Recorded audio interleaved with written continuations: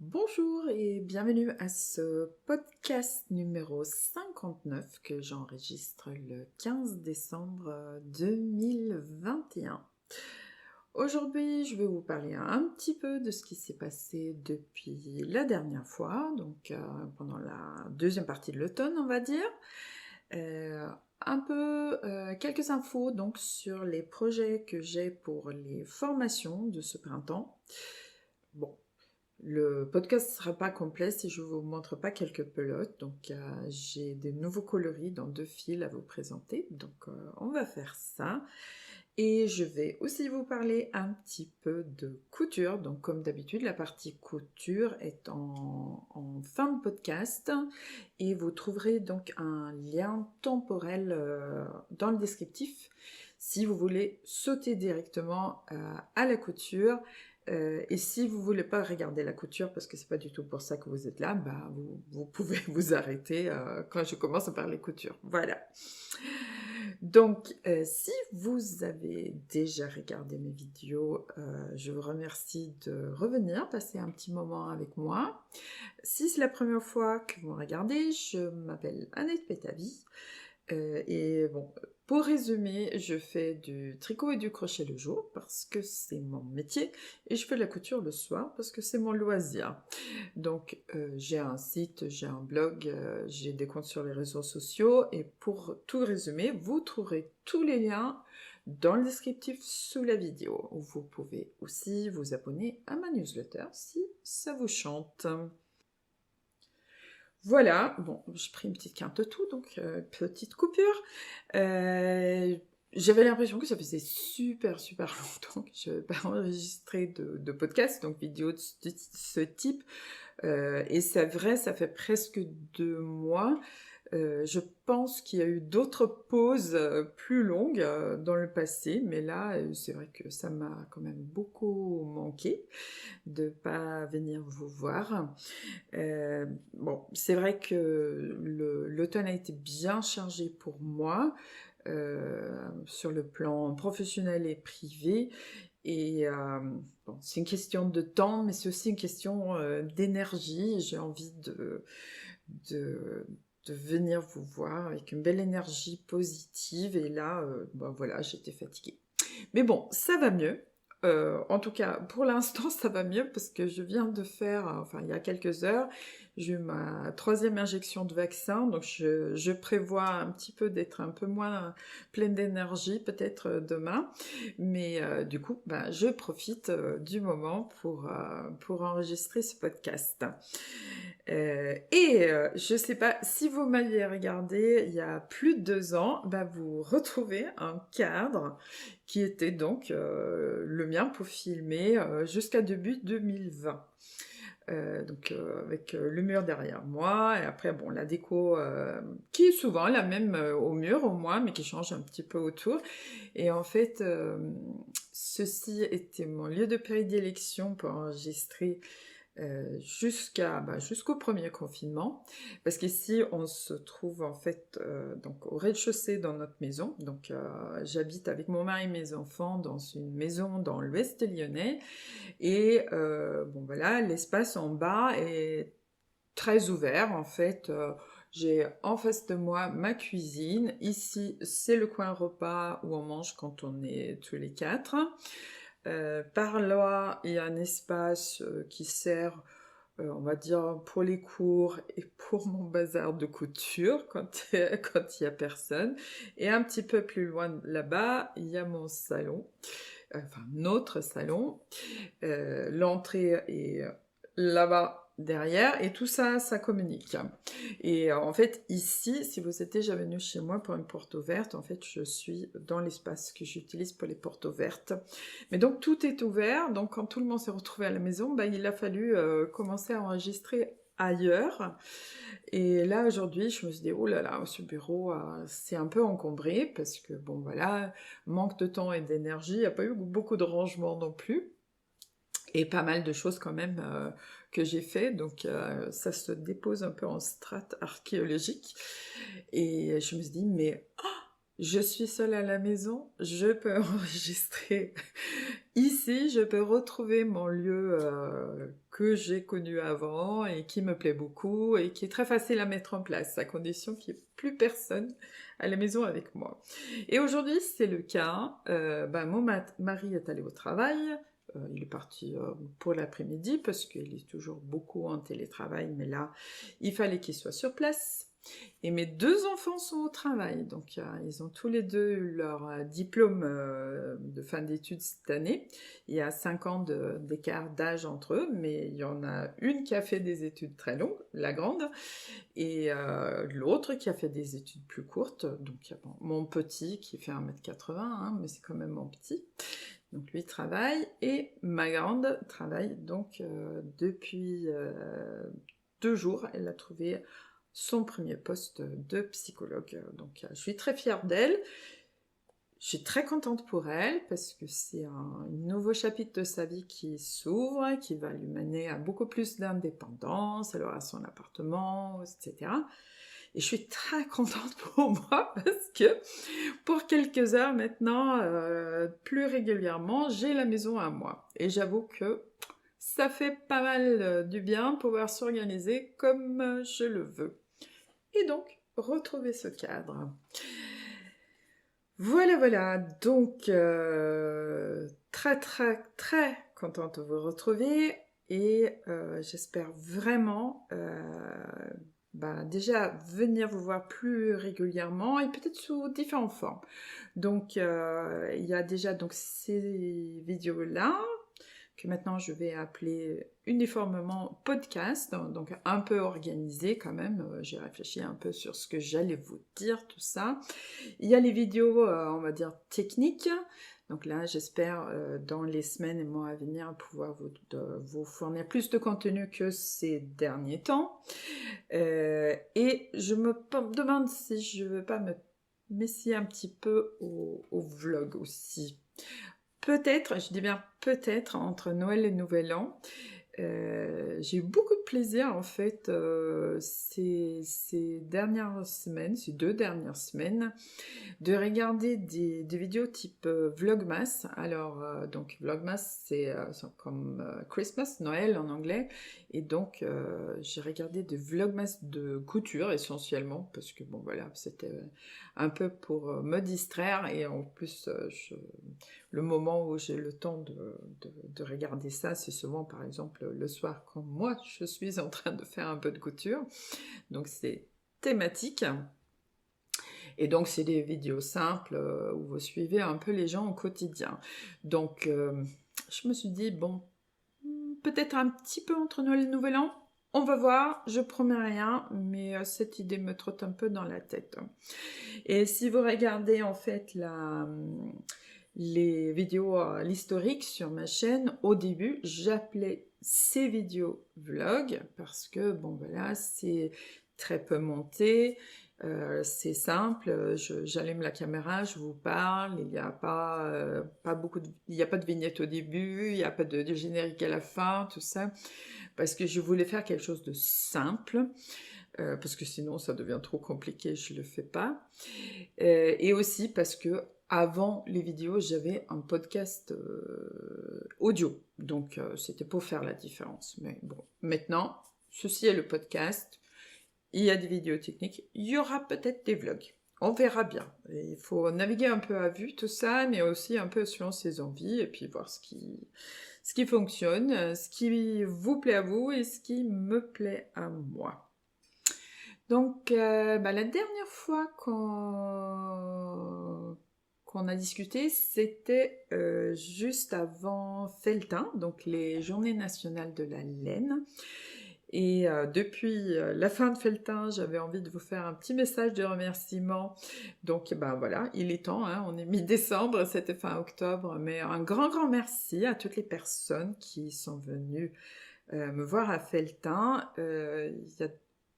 Ça fait pas tant de temps que ça que je fais cette manifestation, mais il y a vraiment un public fidèle qui revient me voir et ça fait super plaisir, vraiment. Il y avait un peu moins de visiteurs cette année. Je pense que bon, la crise sanitaire a un peu empêché certaines personnes de venir. Pour moi, ça s'est pas ressenti, j'ai super bien travaillé, j'ai retrouvé plein de gens avec beaucoup de plaisir, et le masque évidemment, hein.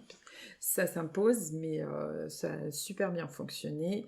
Et j'avais aussi avec moi la Dream Team lyonnaise qui a énormément contribué. Isabelle avec l'aide sur le stand, Aurélie et Denis qui sont venus me prêter main forte pour démonter le 10 stand à la fin. C'était un pliage assez sportif. C'est toujours sportif à Sveltin parce que les accès aux locaux où ça se tient sont difficiles et pas du tout appropriés pour le nombre d'exposants, surtout quand tout le monde plie en même temps. En principe, pour installer, on peut s'approcher parce que ça s'étale dans le temps, mais tout le monde plie en même temps et tout le monde veut partir en même temps. Mais ça s'est super bien passé, donc grâce à Isabelle, Denis, Aurélie et mon mari. Et aussi, il y avait avec nous, donc sur le stand du Jardin de Fibres, mon amie Muriel, son mari Serge, les copines Caro et Nathalie. Et toutes ces personnes-là, c'est la joyeuse tribu qui s'est retrouvée au gîte le soir. Donc, bon, voilà, c'est un week-end épuisant, mais très joyeux et vraiment génial. Génial, génial, génial. Voilà, voilà.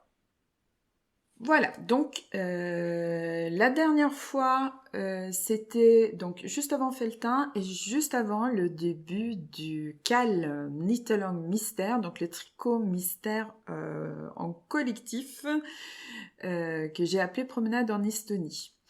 Donc, vous voyez le résultat ici.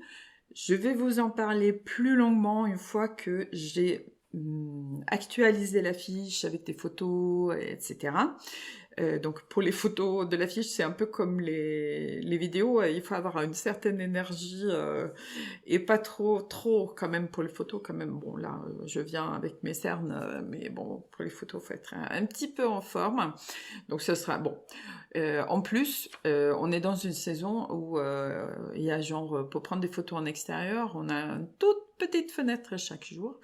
Donc je reviendrai dessus pour la fiche définitive une fois qu'elle sera mise au point. Mais si vous êtes curieux, de toute façon, la fiche est disponible en format knit along, donc sans les photos définitives, mais avec toutes les explications sur le site. Donc ça a été une superbe aventure. C'est la toute première fois que j'ai fait un tricot mystère de ce type-là, c'est-à-dire un vrai grand projet. J'ai eu la confiance de plein de gens pour le faire et j'ai trouvé ça superbe. Les personnes ont participé avec joie et enthousiasme, exactement comme je voulais. Elles ne m'en ont même pas voulu de leur faire des noppes estoniennes. Très très courageuse. Et je viens de faire le tirage au sort parce qu'à la fin de ce genre d'événement, je prévois toujours un petit tirage au sort avec un petit prix symbolique. Donc je vous dis pas qui c'est qui a gagné parce que je n'ai pas encore eu le temps de contacter la personne et de l'annoncer. Donc aux participantes, donc tout ce qui est discussion autour de Scal, c'est bien sûr tenu sur ma plateforme l'Académie des Mailles. Donc l'Académie des Mailles, c'est comme un petit réseau social qui est réservé aux personnes qui participent soit à des formations, soit à des projets collectifs comme Promenade en Estonie ou le calendrier d'Avent qui se déroule actuellement. Donc voilà, si vous avez envie de participer à un de ces projets-là, vous serez également la bienvenue sur l'Académie des Mailles.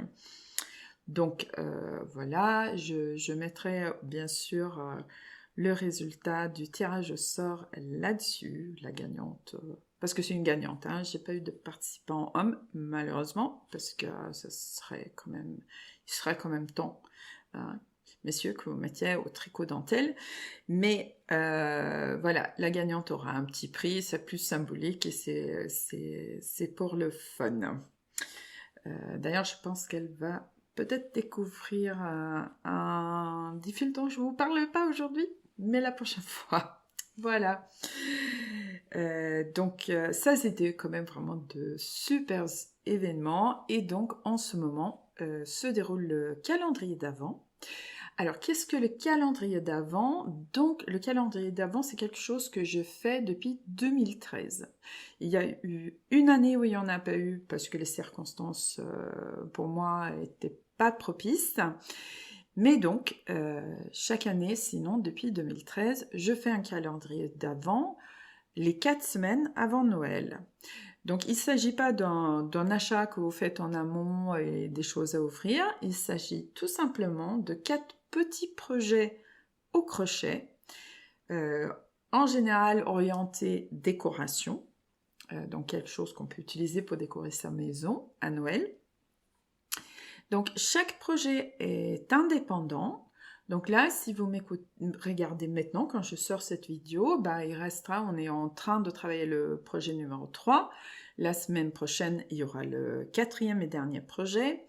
Vous pouvez très bien faire qu'un, si vous avez envie, ou vous n'avez pas le temps de faire plus, ou maintenant qu'il y en a 2 déjà qui sont publiés, vous pouvez les regarder, décider par après si vous voulez les faire.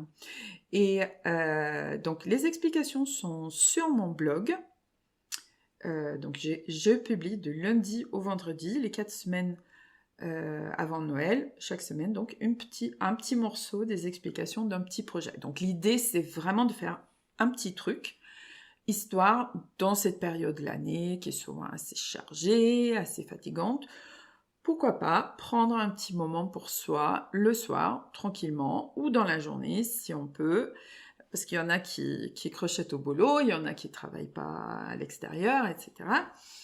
Donc, prendre un petit moment pour soi et crocheter un peu. Donc maintenant, je peux le dire parce qu'on est en bonne voie. Donc chaque année, j'ai une sorte de thème. L'année dernière, c'était les lumières de l'hiver. Donc en fait, on a habillé des photophores, des verres ou des boîtes de conserve, etc. avec du crochet. Et cette année, c'est plutôt des petits échos à suspendre sur le thème du moelleux et de la couleur. Donc le moelleux parce que les projets sont doublés et la couleur parce qu'on explore différentes techniques de travailler la couleur au crochet. Donc je ne veux pas dire plus parce que c'est pas terminé. Si vous prenez le train en route, vous pouvez bien sûr, si vous voulez participer aux discussions autour du calendrier d'Avent, c'est encore une fois sur l'Académie d'Email, donc vous m'envoyez un mail et je vous invite. Donc là, c'est la seule occasion de l'année, en fait, d'être invité, on va dire, de façon complètement gratuite, parce que sinon, il faut participer à une formation ou à un projet, on va dire, payant. Mais bon, voilà, c'est un cadre, on va dire, assez sympathique, assez très positif. Je vous parle encore d'énergie positive, mais je veux qu'il y ait de l'énergie positive dans l'Académie d'Email. Qu'on s'encourage et qu'on arrive à apprendre et à être inspirés ensemble. Donc voilà, le calendrier d'Avent en bonne voie. Donc ça se conclut le 24. Donc le vendredi 24. Après, maintenant, j'ai pas en tête la date, mais il y a une date début janvier où là aussi, il faut avoir soit poster votre photo sur l'Académie d'Email, soit me l'avoir envoyé par mail pour participer au tirage au sort. Donc il y a un tirage au sort global. Ça, c'est tous les projets de toutes les participantes. Vous avez par projet séparé, vous pouvez participer qu'une fois, vous pouvez multiplier bien sûr les réalisations, mais chaque projet vaut pour une participation au tirage au sort. Je rassemble tout ça et quelqu'un gagne un petit prix quand même. Mais donc, c'est quelque chose que vous pouvez tout à fait faire si vous n'avez pas du tout le temps là avant Noël. Vous pouvez tout à fait faire revenir dessus sur le blog dans la catégorie avant 2021. Vous aurez toutes les explications et après Noël, vous pourrez aussi voir bien sûr le résultat et choisir ce que vous voulez faire ou pas faire.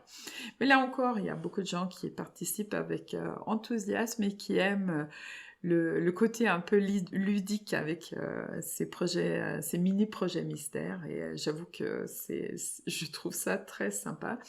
L'élément de surprise est pas mal. Et effectivement, comme c'est des petites choses, hein, c'est vraiment, c'est pas beaucoup à crocheter à chaque fois.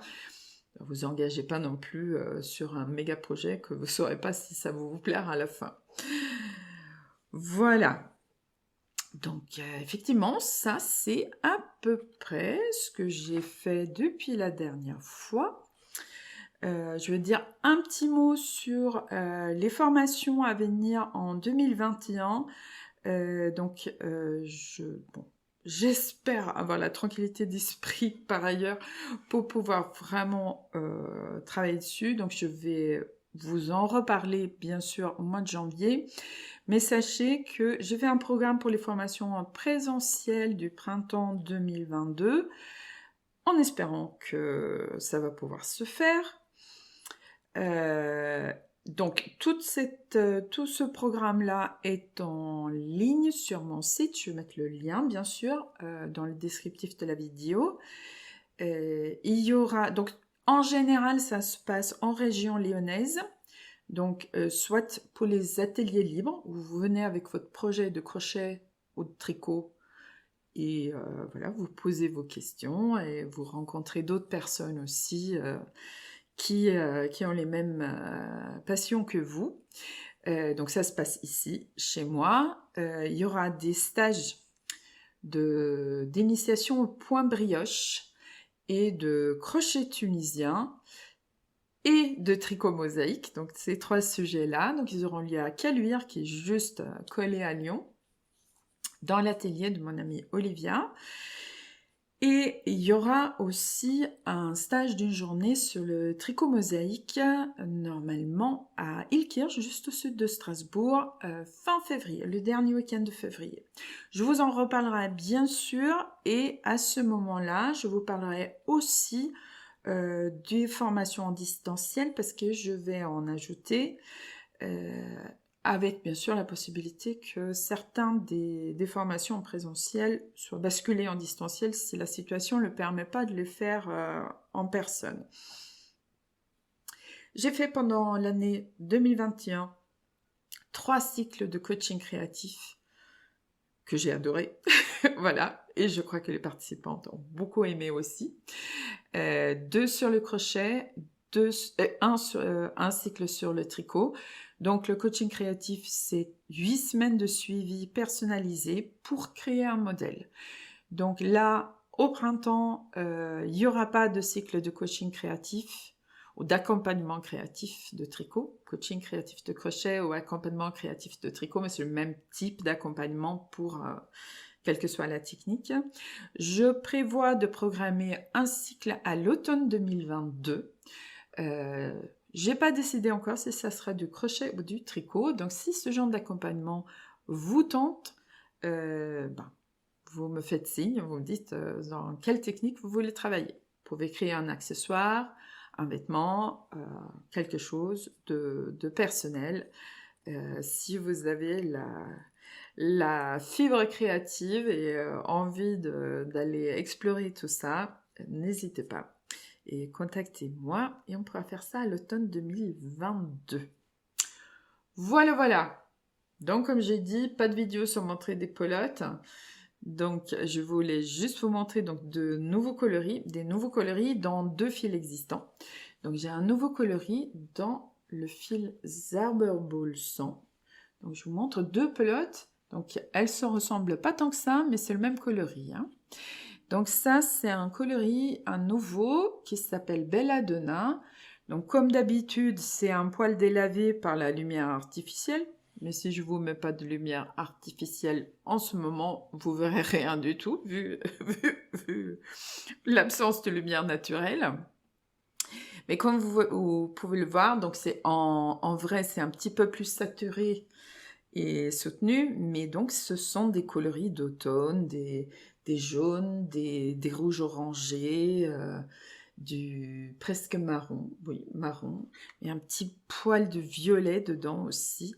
Donc, à consommer sans modération, à utiliser seul ou en associant avec d'autres fils. Donc, c'est la Zarbaball 100 qui est dans ma boutique. Donc, c'est pas le fil à chaussette, c'est un fil 100% mérinos. Fil à chaussette, on en reparlera en 2022. Mais celui-ci, il est adapté surtout aux accessoires. Il se travaille bien avec, donc en l'associant au mérinos fin, qui est un peu plus gonflant. Donc vous aurez un petit jeu entre le nid et le multicolore, et aussi dans l'espace que le fil occupe. Hein. On est sur le même métrage, mais pas sur le même type de filage du fil. Il va super bien aussi travailler en rayures ou autre avec le mohair et soie. Là, le mariage est superbe, et là, vous avez le côté dufteux de mohair uni et le multicolore de la Zarbaball. Et justement, belle transition, j'ai donc ajouté cet automne une nouvelle gamme de mohair et soie, qui est le mohair et soie qui brille. Alors là, je pense que vous voyez que c'est pailleté.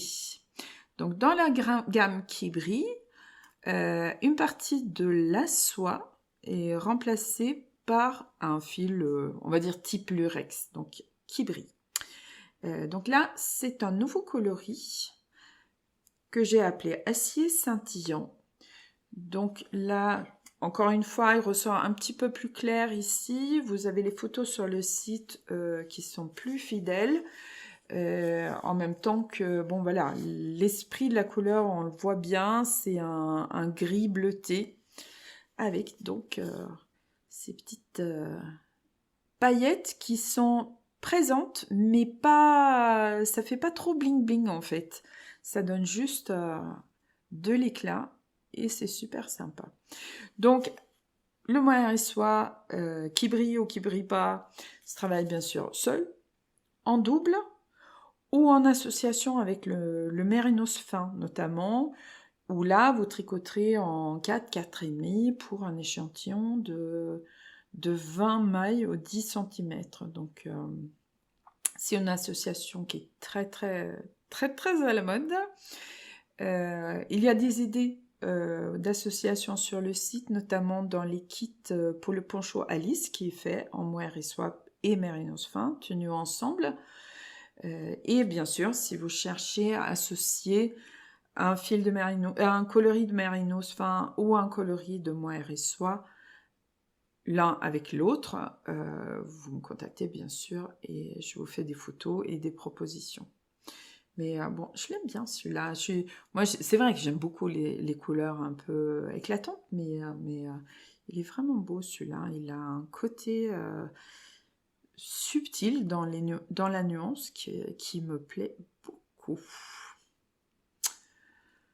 Voilà, donc sans parler vraiment tricot et crochet, bah, c'était quand même autour du tricot et de crochet.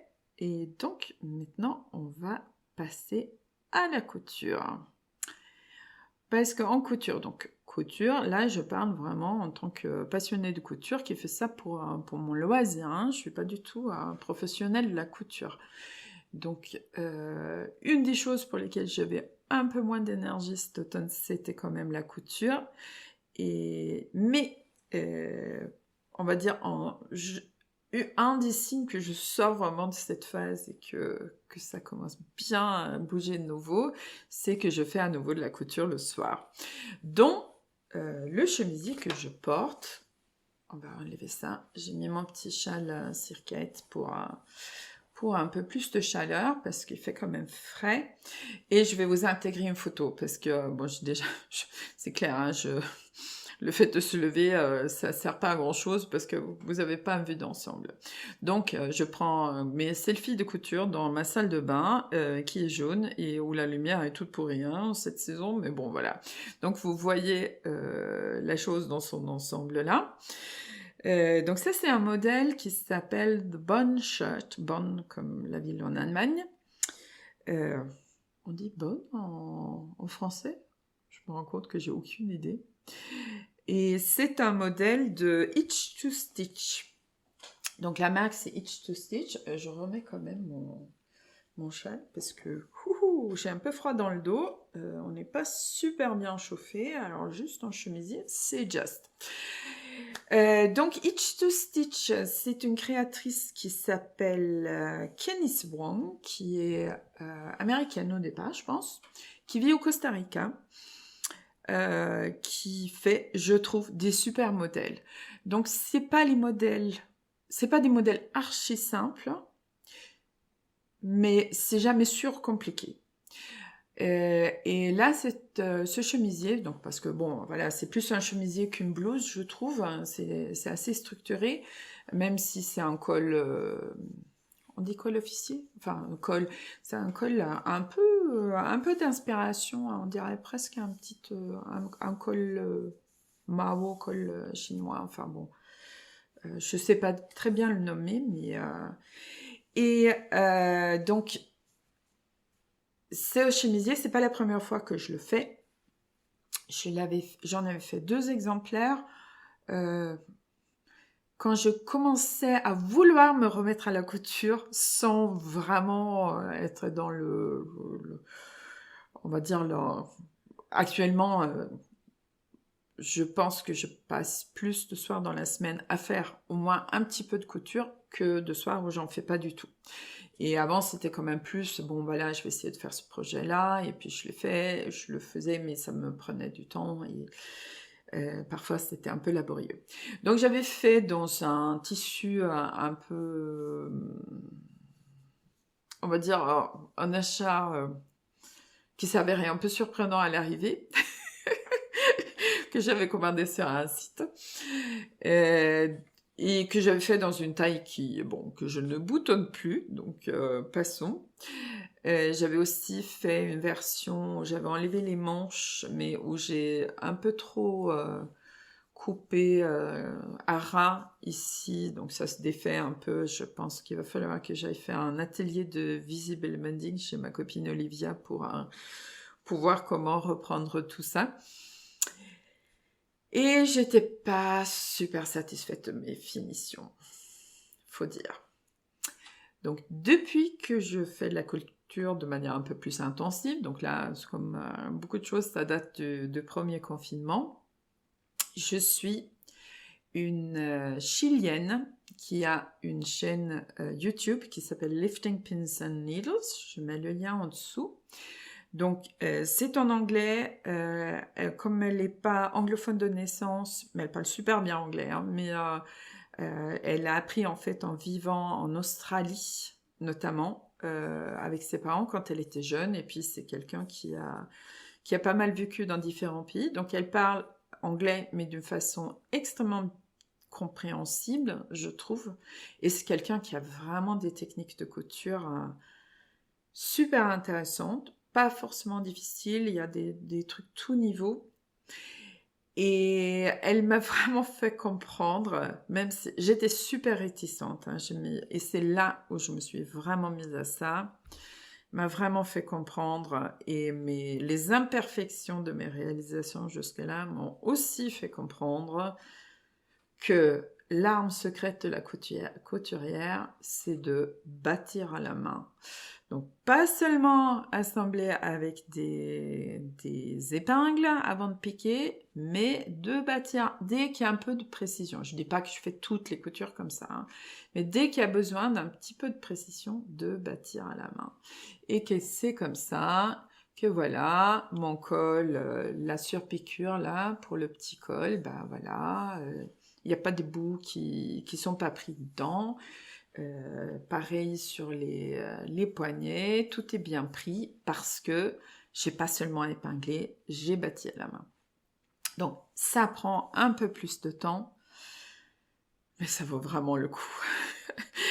Et quelque part, ça apporte quand même beaucoup plus de maîtrise du résultat final et du coup un autre plaisir parce que quand on dit les vêtements faits main sont mieux finis que les vêtements du commerce, oui, les vêtements pas chers du commerce, quels qu'ils soient, quand on commence à coudre, on commence à se rendre compte qu'ils sont vraiment très mal fait et que les matières sont très très très bas de gamme. Après, quand on va dire, on achète des vêtements un peu moyenne gamme, hein, parce que bon, perso, à la haute couture, c'est pas trop à ma portée, ni ce que je souhaite porter au quotidien chez moi.